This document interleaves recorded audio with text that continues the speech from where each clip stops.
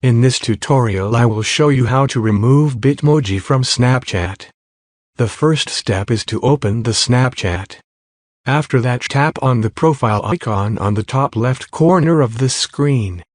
Next, click the gear icon on top left. Scroll down and find option Bitmoji. Tap on that. At the bottom of the screen you can see it says Unlink my Bitmoji. Tap on that. And here we are. If you tap on Remove your Snapchat, Bitmoji will be removed from your Snapchat account.